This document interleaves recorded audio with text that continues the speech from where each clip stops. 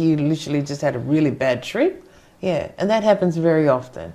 And you'll see a lot more of this. It's not, so when we talk about hard drugs, we can't just say it'll happen to marijuana, or cocaine, crystal meth. No, the glue in itself, that's dangerous.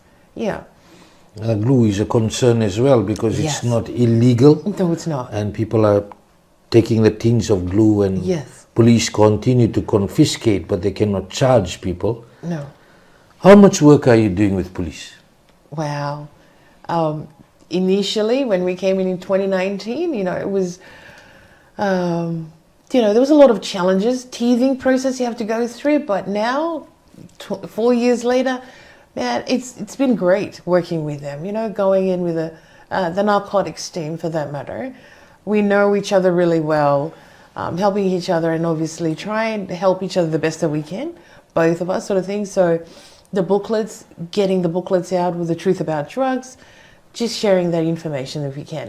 And the thing is, when we go out to talk to people, we're not law enforcement. That's the thing. That's not our role to do. Our role is just to educate and give people the factual information. The arresting, whatever it is, it's the police officers that does that. Yes. A drug-free world, Fiji does a lot of work. You definitely need a lot more support. Yes. But some would see you as one of their main threats in their business. Have you been under attack as well? Yes, I have. When I started going on TV, June 2019, the end of June 2019, I'll never forget. Got on TV and just sharing, campaigning, lobbying for it. In August, that's when I started getting phone calls, and they would just say, I know where you live. We've been watching you. Where were these phone calls from? They were just literally from random people I didn't even know, and I knew they were local people. But the one that I got in February, that one was from the Mexican cartel. And I knew then how bad of a problem we had here in the country. It confirmed every questions that I had, especially because everybody was just saying that cocaine is trafficked out of Australia out of Fiji, through Fiji to other countries. And I didn't know how bad it really was, and how wide the network here. And what we were doing at Drug Free World Fiji, campaigning and lobbying in front of the TV and everything else, we were being a threat to them. Yeah. And then obviously because we don't have a needle exchange in this country where you can go and get a fresh needle, no. To go and purchase a needle, you can't just go and purchase a needle here in this country. You have to pay for it, or you have to have a prescription. You need a prescription in order to get one.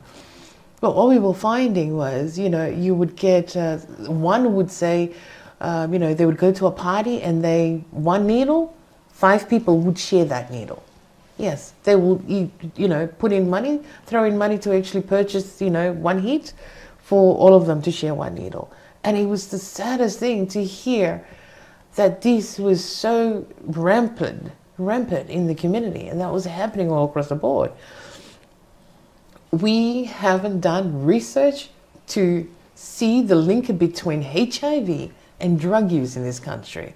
But I'm telling you, if 253 are the new cases for this year, imagine the unreported. Because nobody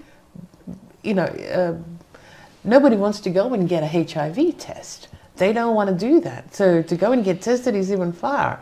So with the unreported, I am sure it is double that number that's unreported right now. Kalisi, my final question. You've been a victim of domestic violence. Yeah. You've seen alcohol at its worst. You've seen drugs at its worst when you were in Australia. As you said, brutally violated from those who you loved, and then on the streets in Australia. But now, what is your purpose?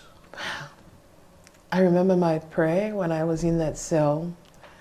When I got on my hands and knees, if I can give my life for one child, I don't care if the Mexican cartel or whoever it is against me, if I can save one child to walk away from those poisons, to give them hope, to inspire them to change their life, my job is done. And the thing is, when we came in 2019, we didn't get the support. We didn't get any financial support and everything else. I literally, with my partner at the time, we came in, we used the little money that we had to go out there, because the drive, it wasn't about us. It was looking for a brighter future for Fiji. I do not want to see Fiji as the narco island of the Pacific, because we're not. Fiji is by far the most beautiful, friendly, warmth island, and that's what I want to see it. I don't want Fiji to be linked to cocaine or drug, for that matter. So these fights that we've done, it's not about money. We're not, we're not driven by money. We're driven by people's lives. And every time we go out there and we do the drug awareness, we reached, over 120,000 people. That's by sheer purpose that we knew there was a calling for us, for me and my other half. It was like we needed to step out and see what brighter future we want for Fiji. And I know everything moves really slow in this country. Government moves really slow. Stakeholders or whatever the case may be. How many more lives do we need to lose before Fiji pulls their pants up and say, you know what, enough is enough?